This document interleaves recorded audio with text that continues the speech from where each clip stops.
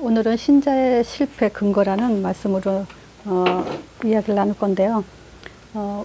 제목을 신자의 실패에 대한 근거입니다. 언젠가도 말씀드렸지만 제가 처음 신앙생활 할 때 하나님 자녀는 절대 망하는 법 없다. 하나님은 전능하시고 우리에게 좋은 걸 주시는 분이기 때문에 절대 실패할 리가 없다. 이런 생각으로 많이 신앙생활을 했죠. 그때는 이제 그게 믿음이라고 생각했고요.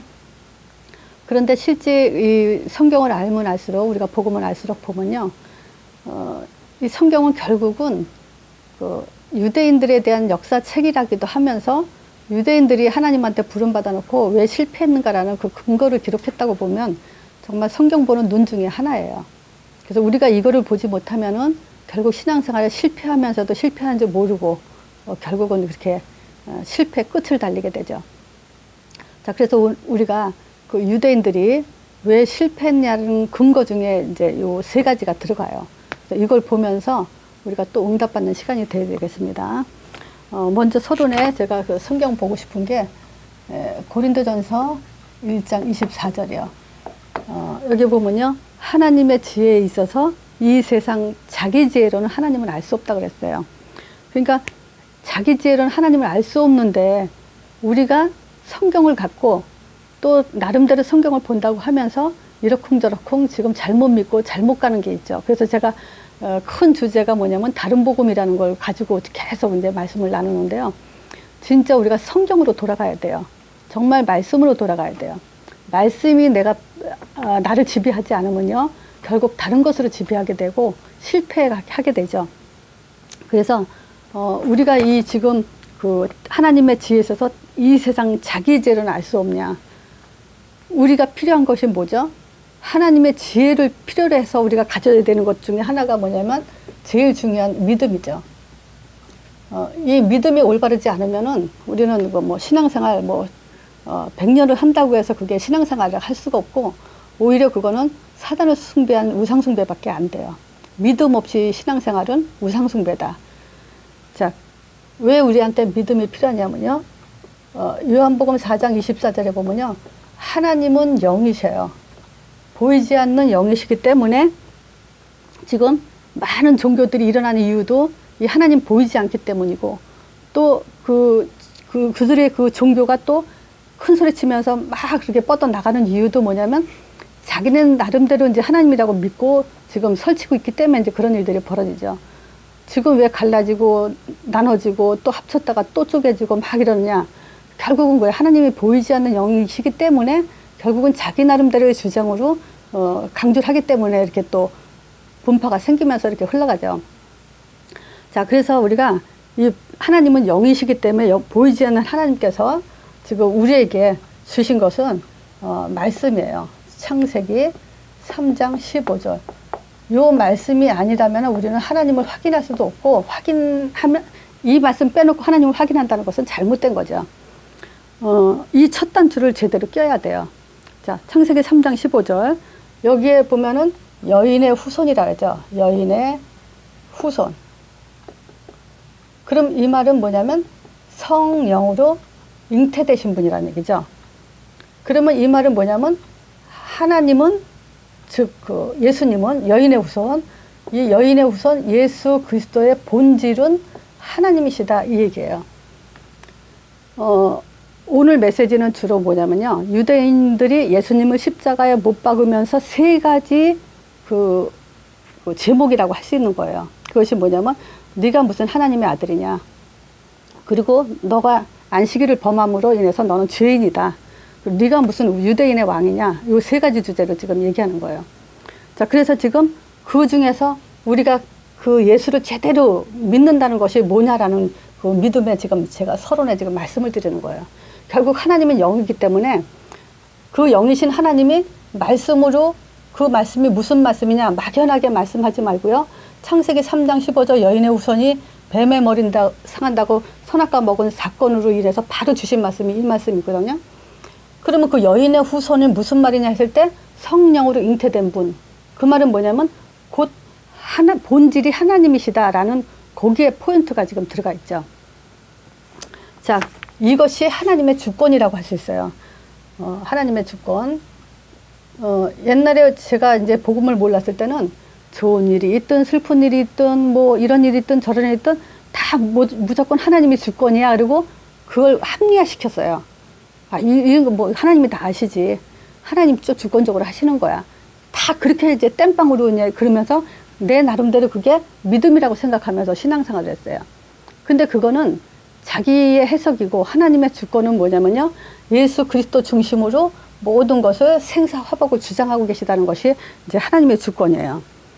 그래서 여기서 볼 수 있는 것이 요한복음 5장 37절에 보면요. 또한 나를 보내신 아버지께서 친히 나를 위해 증거하셨느니라. 하나님의 주권은 오직 예수 그리스도를 증거하는 것 외에는 없다고 보면 돼요. 자, 그리고 요한복음 20장 31절에도 성경 기록 목적이죠.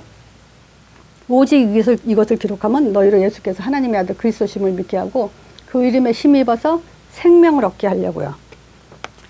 자, 그래서 지금 하나님의 주권적인 요 메시지를 가만히 우리가 보면요. 지금 그 유대인들이 예수님이 하나님의 아들로 오셨는데 네가 무슨 하나님의 아들이냐. 거기서부터 계속 빗나가기 시작했거든요. 왜 빗나간 근원이 뭐냐. 신명기 자, 첫 번째 주제가요. 하나님의 아들. 자, 이거를 놓친 이유가 신명기 6장 4절에 보면 이스라엘아 들으라 우리 하나님 여호와는 오직 하나인 여호와시니. 그래서 하나님은 한 분이다. 요것이 뭐가 되냐면요. 각인이 된 사람들이에요. 요 말이 각인이 됐기 때문에 절대 하나님이 지금 두 분이다, 세 분이다라는 것은 절대 이해할 수 없는 그런 이제 머리가 된 거죠. 근데요, 자, 하나님의 아들, 특히 제가 이제 예수님의 신성을 부정하는 사람들 있잖아요. 그런 사람들 때문에 우리가 이제 그 현장에 많이 만나기 때문에 이 꼭 성경 구절을 이걸 따로 꼭 갖고 계셔야 돼요. 그리고 성경 읽어줄 때 핵심을 찔러서 읽어줘야 되는 그거를 지금 오늘 말씀을 나누려고 그래요. 인터넷에서 어떤 선교사님 그 얘기를 들었는데요. 지금 그 무슬림 사람들이 굉장히 세계로 퍼져나가면서 전도를, 영향력을 굉장히 준대. 자기네 그 전도를. 근데 지금 그 기독교인들이 그 선교지로 그 떠나고 선교 활동을 하는 사람들이 점점 줄어든대요. 근데 누가 득세하냐면 이단들이 득세하면서 현장에 거의 이단들이 많이 퍼져 있대. 그 사람들이 더 전도 활동을 많이 한대요. 그래서 그걸 보고 굉장히 너무 안타깝다는 얘기 하더라고요. 그래서 정말 우리가 이걸 빨리 정신 차리지 않으면 안 된다. 그러면서 더 안타까운 거 뭐냐면요. 처음부터 이렇게 자꾸 설명을 해줬다면, 이걸 말해줬다면 과연 이 사람들이 이단의 영을 먼저 받았을까. 근데 이런 생각을 많이 하게 됐어요. 그래서 성경을 읽어주면서 이 사람들한테 바르게 이게 보여주는 것이, 말씀을 보여주고 확인시켜주는 것이 너무나 중요하다. 그래서 우리가 무슨 메시지를 많이 하기 전에 이 성경부터 이거 빨리 제대로 볼 수 있게 해줘야 된다. 이런 마음이 많이 들더라고요. 자, 그러니까 지금 이게 하나님의 아들이라는 말이요. 이게 지금 굉장히 중요한 얘기잖아요. 우리가 믿음의 첫 단추가 뭐냐면 이거 하나님에 대한 이해예요. 자, 보세요. 하나님의 아들 이런 말은 요한복음 5장 17절 18절에 보면요. 저기 있죠. 그 요한복음 그 5장에는 앞부분에는 뭐냐면 그 유대인 명절이 있어 가지고요. 그 예루살렘에 올라가서 예수님이 그 예루살렘에는 그 11인 말로 베데스다 하는 그 행각 있죠. 거기에 이제 많은 병자들, 혈기 마른 자, 소경 이런 사람들이 모여 있어요. 그 모여 있는 데서 어떤 뭐랄까 그걸 광신이라 그럴까? 그 못에 이제 물이 마른 다음에 천사가 이제 와서 물을 동한 다음에 거기 안에 먼저 들어가면 병이 낫는다는 그런 이제 이상한 얘기들이 있는 거죠. 근데 38년 된 병자가 자기를 자리를 들고 데려다가 주지 않으면 자기는 못 들어간단 말이죠. 그러니까 그 예수님이 이게 먼저 찾아갔죠. 그 38년 된 그 환자 누워있는 사람한테 네가 낫기를 원하냐니까 내가 낫기를 원하는데 나를 먼저 저 못에 내가 가기 전에 먼저 다른 사람들이 먼저 들어가기 때문에 난 들어가지 못하고 있다 얘기하죠. 그런데 예수님이 자리를 들고 일어나 걸어가라면서 이제 걸어가죠. 이제 그거 가지고 안식일날 이 사람이 이제 그 안식일날 그 병자 고친 거 또 이 자리를 들고 간 사건 이거 가지고 이제 유대인들이 예수님이 죄인이라고 이제 하는 거죠. 그 일이 있은 후에 그 바리새인들이 그러는 거예요. 예수님한테 왜 이런 일을 했냐고 하는 거죠. 그랬더니 내 아버지가 일하니까 나도 일한다 그러죠. 그럴 때 이 사람들이 뭐라 그러냐면요.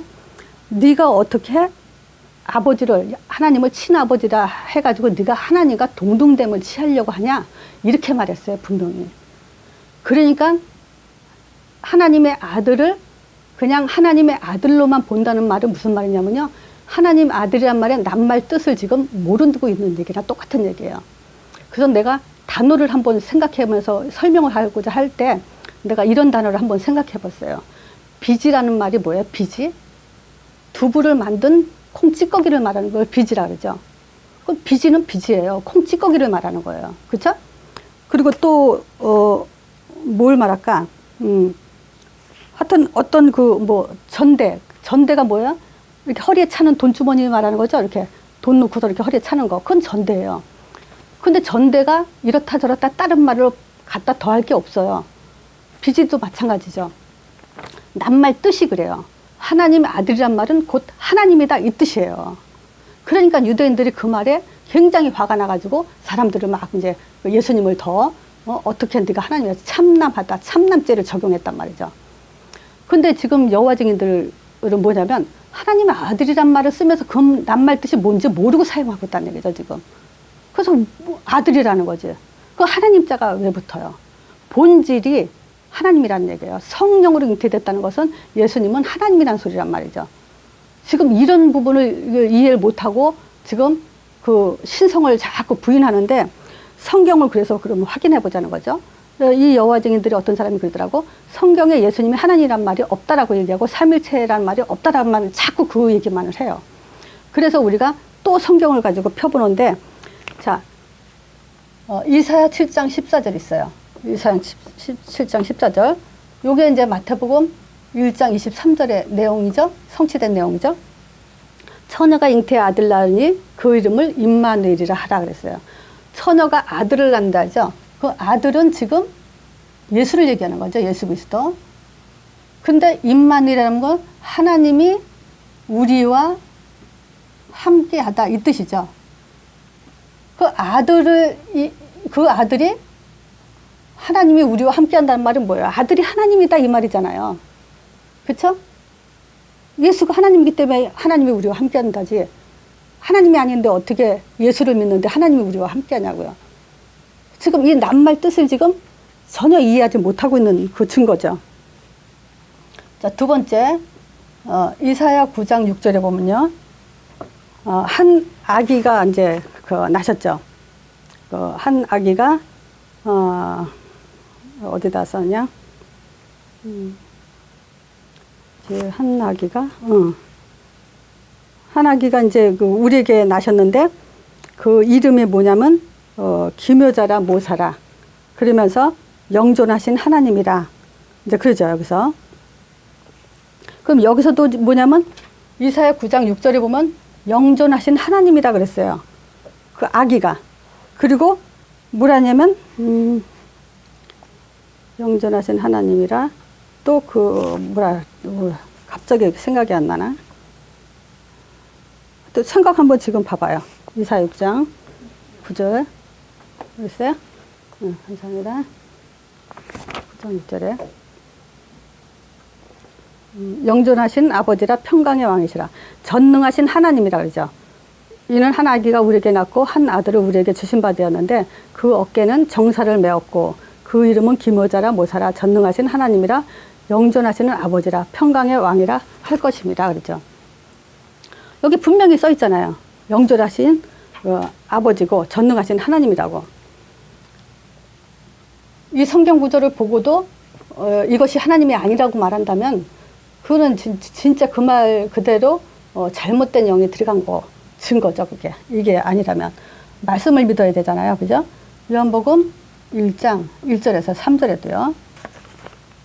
요한복음 1장 1절에서 3절에도 보면 그렇잖아요. 태초에 말씀이 계시니라. 이 말씀이 하나님과 함께 계셨으니 이 말씀은 곧 하나님이다. 그러니까 말씀이 계셨는데 그 말씀이 하나님이시고 또 그가 태초에 하나님과 함께 계셨고 그가는 예수 그리스도를 말하죠. 또 만물이 그로 말미암아 지음 받았다는 것은 이분은 이제 창조주란 얘기죠. 예수 그리스도가 아니면 이 세상은 창조되지 않았다 이 말이잖아요. 그가 없이는 된 것이 하나도 없다 그러죠.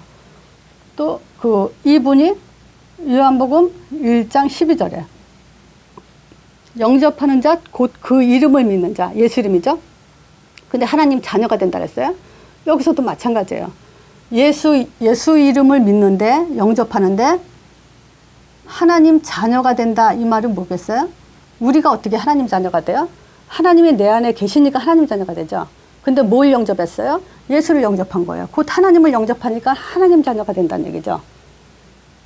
여기에 지금 그 사람들이 믿음으로 이 말씀을 그대로 지금 이해하지 못하고 있는 거죠.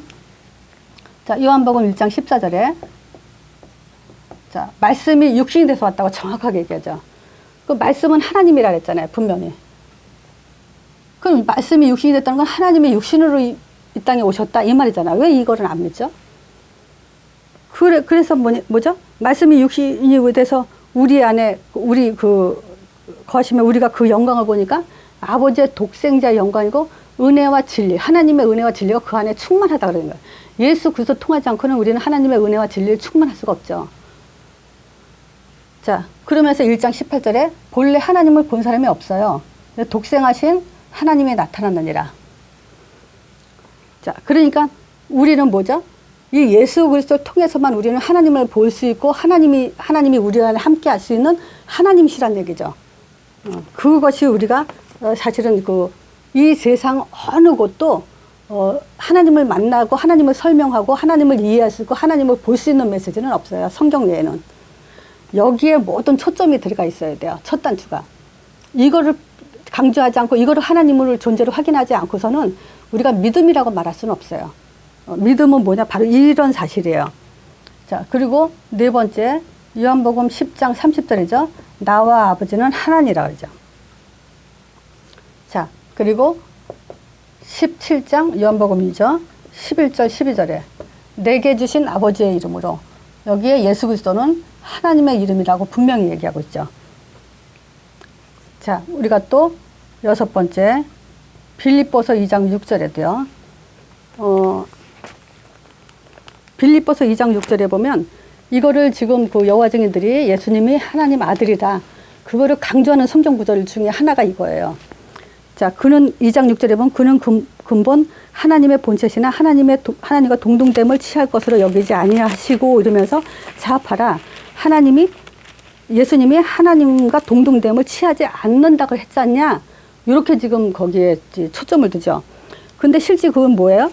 근본 하나님의 본체 신화는 이건 빼버리는 거예요. 그러면 이거는 무슨 범죄가 되죠? 하나님의 말씀을 변질시키는 범죄가 되죠.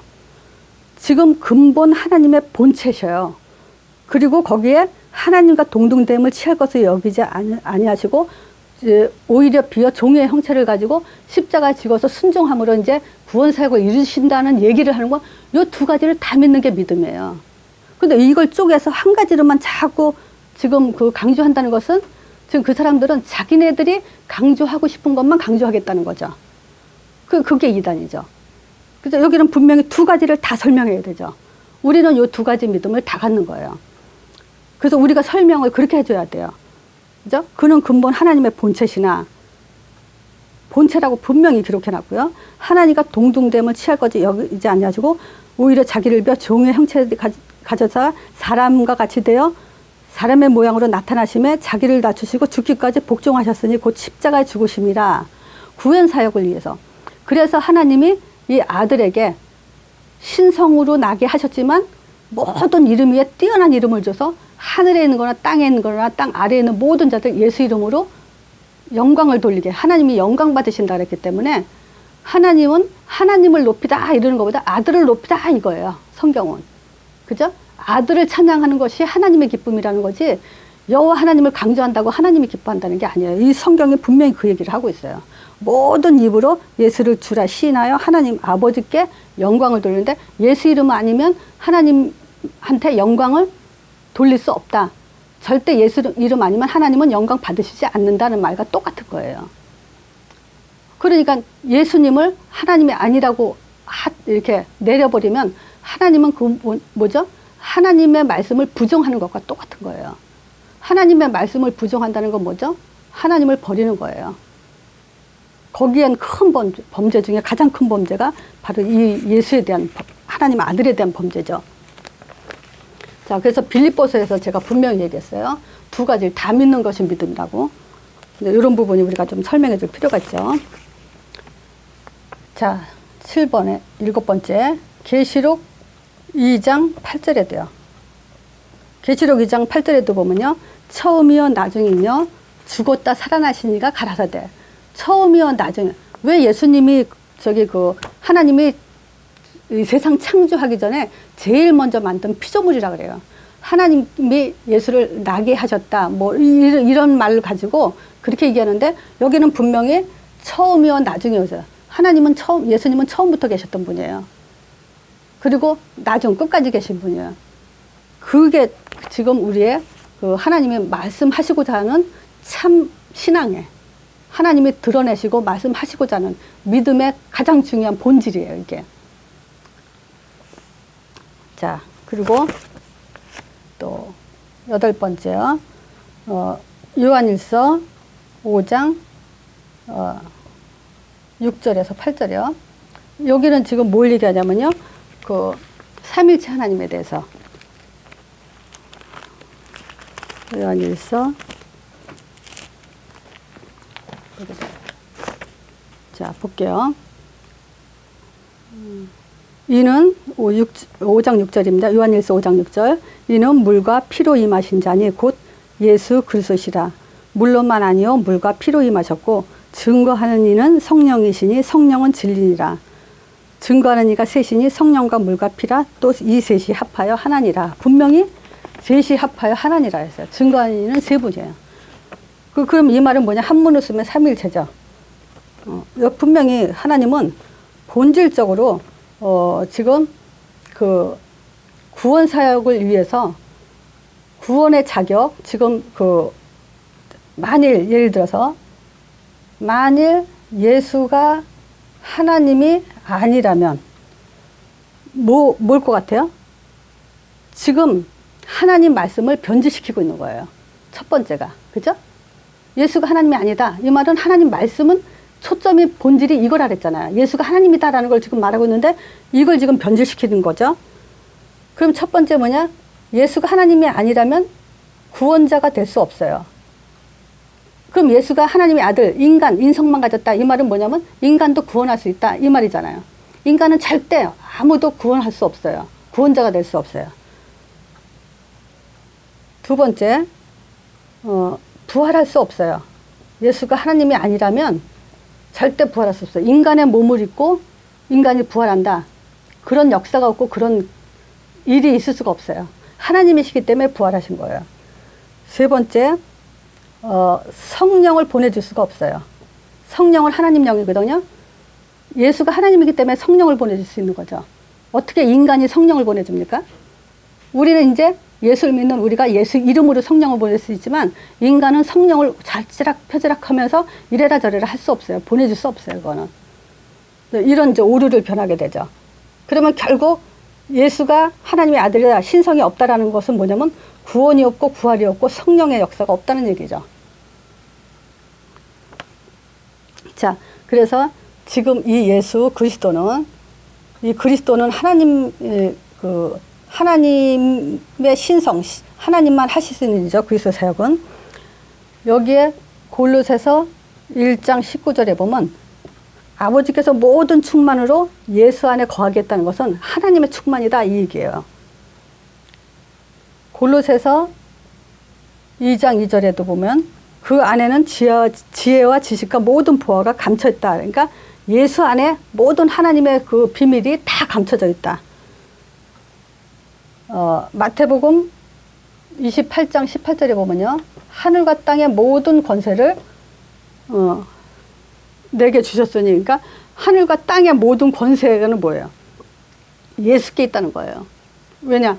하나님의 모든 권세, 본질 이런 것들이 다 예수께 있다는 거예요. 그래서 계속 몇 번 얘기했지만요. 지금 예수 그리스도는요. 하나님이란 증거고 성령이 역사한다는 증거가 바로 예수 그리스도다. 이게 예수 그리스도가 아니고는 하나님인지 확인이 안 되고 성령이 역사한다는 그런 그 증거도 가질 수 없어요. 그래서 우리가 이 삼위일체 세 분이신 하나님이 구원 사역을 위해서 같은 일을 다른 일 없어요 절대. 그리스도의 사역을 계획하시고 성취시키고 완성하신 일을 하신 거예요. 그리스도께서. 예수 그리스도 삼위일체 하나님이. 자, 그래서 지금 하나님 아들에 대해서는 정리하자면은 뭐죠? 곧 하나님이시다. 이것이 지금 믿어지지 않는다면 그건 이제 신앙이 될 수 없다. 그래서 유대인들이 지금 실패한 이유가 예수가 하나님의 아들이 아니다라고 그걸 부정함으로 인해서 일어난 사건이죠. 신자가 실패하는 이유가 예수가 하나님이라는 걸 믿지 않으면 실패하게 돼 있죠. 자, 두 번째. 또 예수님이 뭐 했죠? 안식일 날 일을 하셨어요. 근데 요 안식일 뿐만이 아니죠. 사실 성경 전체적으로 보면은 뭐냐면 유대인들은 율법과 전통과 규례 이런 거 가지고 실패했어요. 그러니까 안식일은 율법보다는 전통 쪽에 들어가 있죠. 자, 이것이 어떻게 되냐면요. 체질적인 문제예요. 이 체질적인 문제로 예수님이 안식일 날 병든 자를 고쳤을 때, 그리고 지금 이 안식일에 일한 거 가지고 핍박을 하죠, 사람들이. 자, 요한복음 5장에 여기 아까 지금 뭐 얘기했죠? 38년 된 환자, 병자 얘기했죠? 근데 여기 성경에 보면요. 이 사람들이 참 희한한 전통을 갖고 있는 것이 뭐냐면, 병자를 이렇게 누운 뭐라 그러나, 병자를 누워간 그 자리를 병자를 데리고 가는 것은, 안식일날 데리고 가는 것은 그거는 괜찮은 일이에요. 근데 그냥 자리를 들고 가는 건 그거는 일을 했다는 걸로 해요. 그러니까 네가 자리를 들고 가는 것이 옳지 않다라고 그래요. 그러니까 병자를 싣고 오는 건 괜찮아. 그거 가지고 지금 너가 왜 그 자리를 두고 앉은 병에 병자가 일어났다는 것에는 관심이 없어요. 안식일날 일했다는 것에 대한 초점을 두는 거예요. 그만큼 사람들이 뭐냐면 저 율법과 전통 규례로 체질이 돼 있어가지고 진짜 볼 걸 보지 못하고 오히려 엉뚱한 소리를 갖다 사람을 잡는 일을 하는 거죠 지금. 그러면서 이제 예수가 안식일날 일한 거 보니까 저 사람은 죄인이다라고 얘기를 하는 거죠.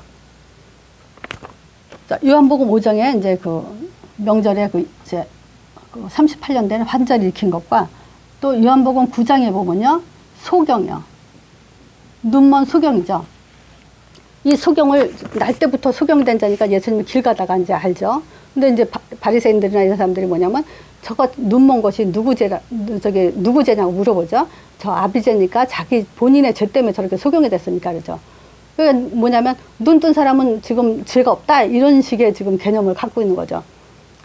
근데 예수님이 뭐냐면 그거는 누구 죄도 아니고 하나님 영광을 위한 거다. 이러면서 이제 소경을 눈을 떠주죠. 근데 눈 뜬 걸로 이제 난리가 난 거죠. 안식일날 누가 눈을 뜨게 해준단 말이죠. 그러면서 이제 자기네들이 변론을 하죠. 안식일날 저렇게 눈 뜨게 일한 거 보니까 그 사람은 죄인이다. 근데 죄인으로서 어떻게 저런 기적을 일으킬 수 있냐. 참 신기하다. 이제 이런 식으로 이제 변론이 일어나는 거죠. 자, 그러면서 이 소경한테 뭐라 그래요? 너는 하나님께 영광을 돌려라. 그런 죄인이다. 이러죠. 근데 성경은 뭘 얘기하죠? 예수 그리스도 통하지 않고는 하나님의 영광 안 받으시죠. 그럼 말로 다 영광 돌립니다. 그런다고 그 영광이 아닌 거예요. 그래서 우리는 하나님께 영광 돌리는 방법을 하나님 방법대로 하는 거지, 내가 아무리 기쁘고 하나님께 영광 돌리고 찬양하고 뭐 한다고 해서 하나님이 받으시는 게 아니라는 걸 알아야 돼요. 자, 그래서 지금 요한복음 9장에도 소경 눈 뜬 거 가지고 안식일날 일한 걸로 핍박을 받죠. 또 마태복음 12장 보면요. 1절에서 21절에 보면 마태복음 12장 1절에 보면 예수님이 이제 길 가다가 이제 이삭을 주서 이제 그 예수님 제자들 같이 가는 사람들이 이삭을 먹는 걸 가지고 그거 가지고 또 안식일 날 이삭 먹었다 그러고 지금 또 시비 걸면서 또 병 고친 거에 대해서 또 이제 이렇게 계속 그러죠.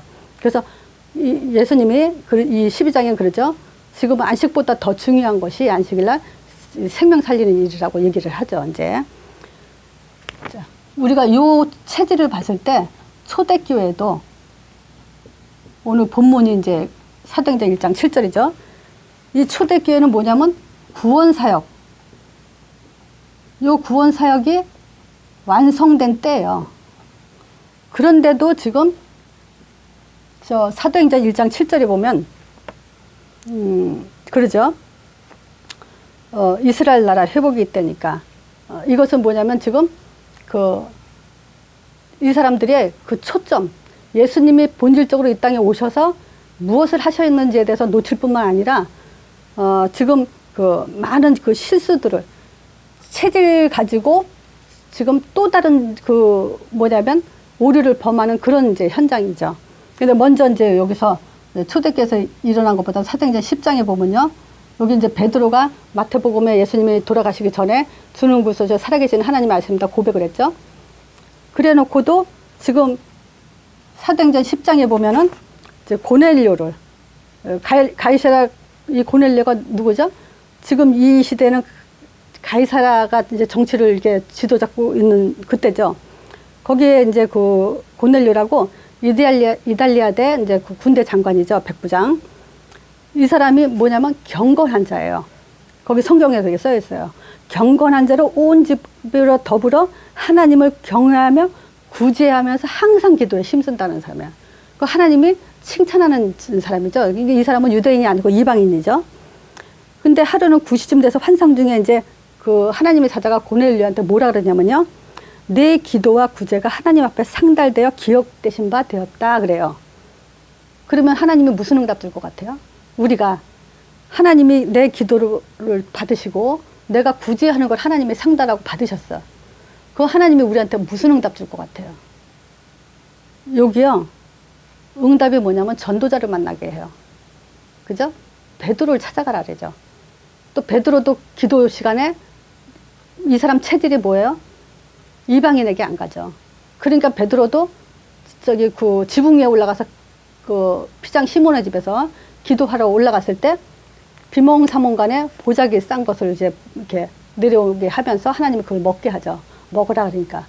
근데 베드로가 뭐라 그래요? 한 번도 이렇게 부정한 것을 내가 하나님이 먹지 말라고 했으니까 율법에 안 먹었다는 얘기죠. 그러면서 안 먹으니까 그 보자기에 뭐야?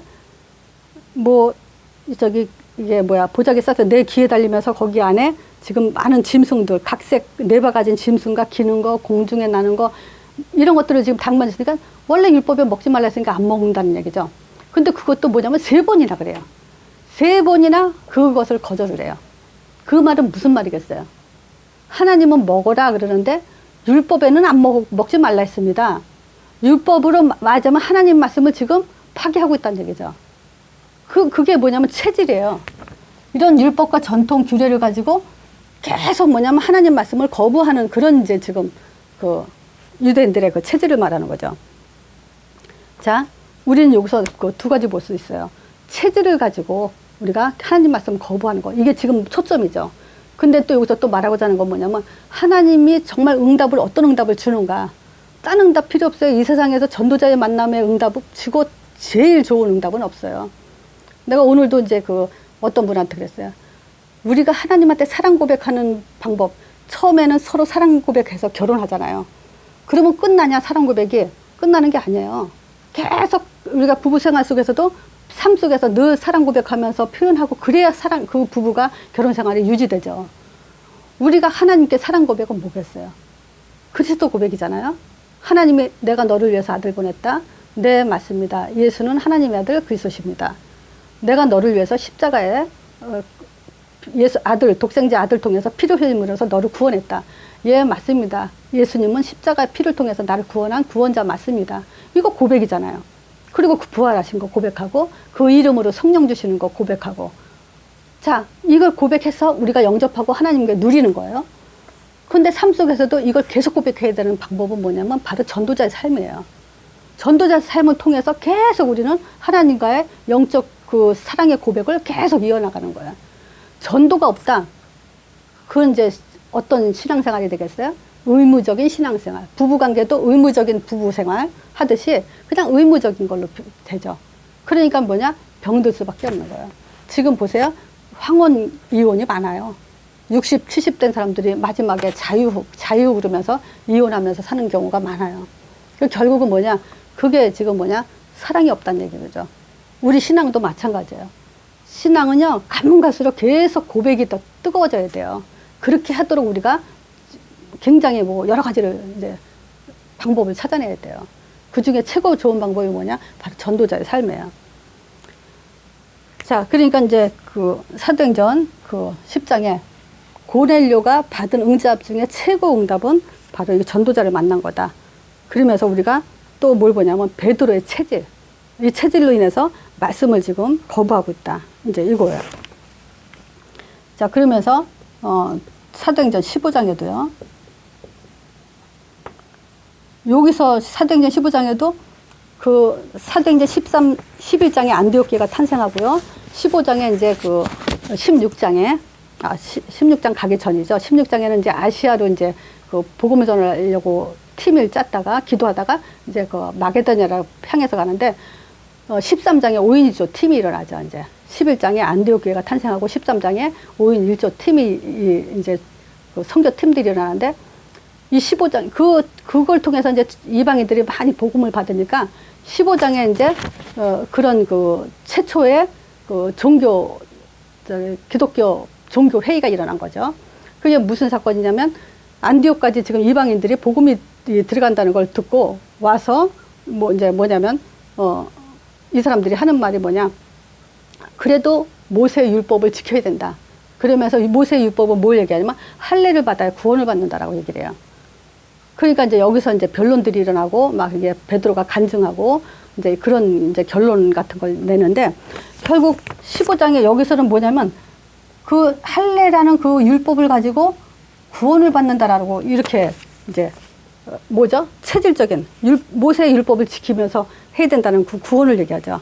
근데 이거는 이제 끝난 얘기죠, 사실은. 자, 그래서 이 안식일의 체질을 가지고 유대인들이 결국은 하나님의 말씀과 복음 전하는 일에 걸림돌이 되고 있다는 거. 자, 그 다음에 유대인의 왕. 예수님이 네가 유대인의 왕이냐? 요게 지금 마태복음 27장 11절에 그래요. 요게 지금 그 총독 앞에 섰죠. 예수님이 이제 십자가에 못 박기 전에 총독 앞에 섰는데 총독이 물어봐요. 네가 유대인의 왕이냐? 근데 예수님이 대답하시는데 내 말이 옳도다. 이 말은 뭐예요? 내가 유대인의 왕이다. 내가 하나님이다. 그 말이에요. 이게 지금. 자, 이 유대인들이 지금 왜 예수님을 왕으로 섬기질 못하죠? 체질도 있지만 3상 8장에 보면요. 지금 그 사무엘이 나이가 늙어요. 늙어 있으니까 이제 그 사무엘의 두 아들을 지금 그 뭘로 하냐면요. 이제 그 지금 그 사사로 지금 세웠어요. 그래서 지금 브엘세바에서 이제 사사 노릇을 하고 있는데 문제는 뭐냐면 그 아들들이 아비의 행위를 따르지 않고 이제 조금 이렇게 뭐 내가 볼 때는 그 사무엘을 그 가리킨 사람이 누구죠? 엘리제 사장보다 그 아들들보다는 뭐 심하게 기록되어 있진 않지만 어쨌든 그 사람들이 뭐냐 사람들의 그 판결을 이렇게 뇌물을 받아가면서 판결을 굽게 하고 막 이런 수를 쓰니까 백성들이 알잖아요. 그러니까 이스라엘 백성 장로들이 모여가지고 그때 얘기하는 거예요. 봐라, 당신 아들이 지금 이렇게 네? 당신 행위를 따르지 않고 이렇게 지금 엉망으로 하고 있다. 그러면서 하는 말이 뭐냐면 우리도 다른 열방과 같이 왕을 세우자 이런 얘기를 해요. 그러니까 여기서 중요한 말이 뭐냐면요. 사무엘이 근심을 하죠. 그때 하나님이 뭐라고 말씀하시냐면요. 그 사람들의 말을 들어라. 그래 왕 세워줘라. 그것이 뭐냐면 너를 버림이 아니라 나를 버리는 거다. 나를 가지고 지들의 왕이 되지 못하도록 지금 하고 있다. 그러면서 그 얘기를 하는 거예요. 그러면서 그들이 왜 우리가 무슨 얘기 할 때 참 안타까운 일 있으면 과거의 일사를 또 얘기하잖아요. 하나님도 마찬가지예요. 여기서 내가 그들을 애굽에서 인도한 날로부터 오늘까지 그들의 모든 행사를 보면 그들이 하는 짓들이 뭐냐 다 계속 나를 버리고 다른 신들을 섬긴 것 같이 지금 내게도 그렇게 하는 거다. 이런 얘기를 해요. 자, 결국 뭐냐, 이 사람들이 계속 왔던 속성들, 그 체질들이 뭐냐면 계속 왕을 버리고 하나님을 버리고 새로운 왕. 그래서 그 사사시대에 그 반복되는 계속 얘기가 뭐죠? 그들이 왕이 없으므로 자기 소견 옳은 대로 행하였더라. 이거잖아요, 계속. 즉, 하나님을 왕으로 섬기지 않고 자기 소견대로 행하였더라. 그럼 이 말이 무슨 말이겠어요?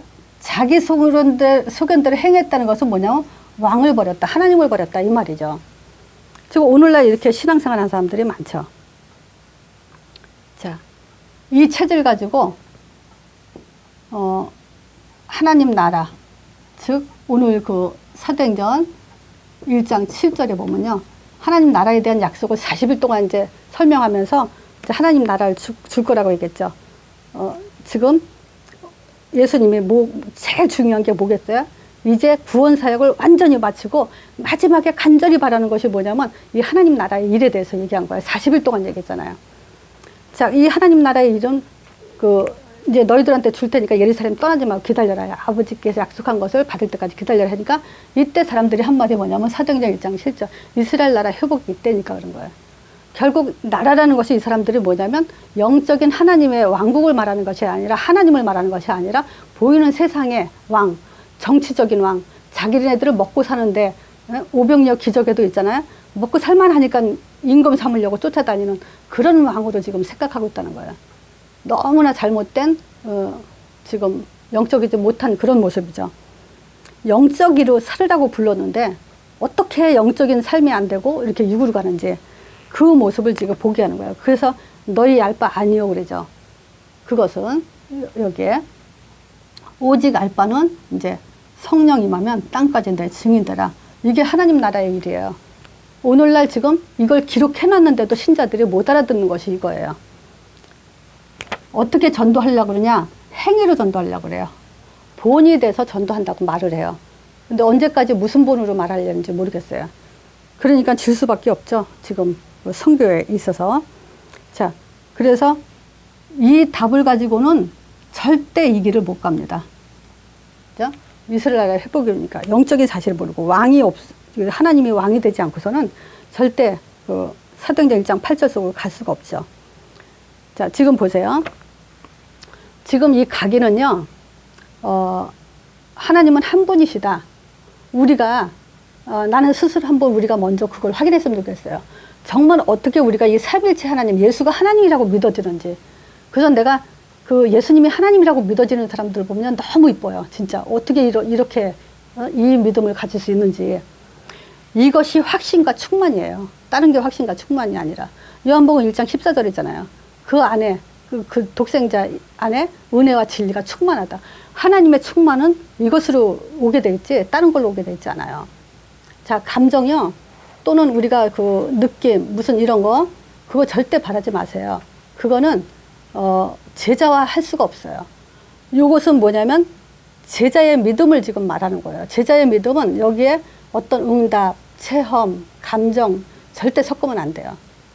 요 말씀을 내가 안 믿어져도 어떤 면에서는 읽어주기만 해도 이 말씀으로 역사를 하는 거예요.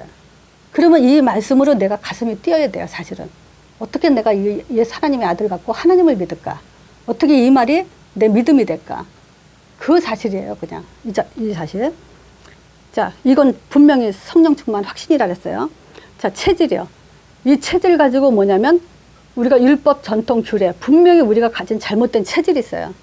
그걸 언제 볼 수 있냐면요, 문제 있을 때, 저 사람이 나하고 틀릴 때, 저 사람이 나한테 이렇게 하고 저렇게 할 때, 또 교회 안에서 이런 일 저런 일 있을 때, 시험 들 일 있을 때, 그게 뭐냐면 내 체질 가지고 모든 판단과 기준을 잣대를 재는 것이 이런 문제예요. 그러니까 그 사람들은 뭐예요? 율법 전통 규례 가지고 예수를 판단하는데 하나님을 판단하고 있는 거잖아요. 결국 뭐냐? 응답받지 못하는 삶으로 가게 되잖아요. 이건 뭐냐? 지금 유대인의 왕, 이거 정치적인 왕, 이 말은 뭐냐? 하나님 앞에 있지 않다는 거예요. 그래서 확신 없고 감정과 행동이 앞서면요, 절대 제자 응답 받을 수 없어요.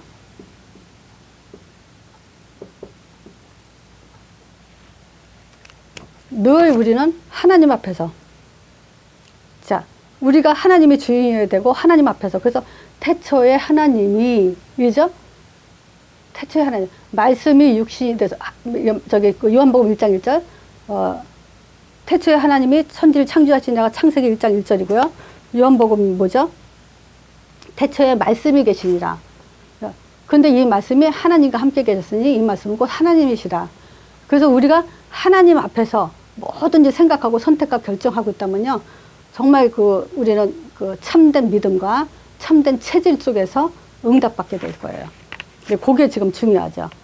자, 그래서 지금 이 말은 결국 뭔 말이냐면 창세기 3장 15절 여인의 후손에 대한 무지, 이게 변질되고 저게 변질됐죠.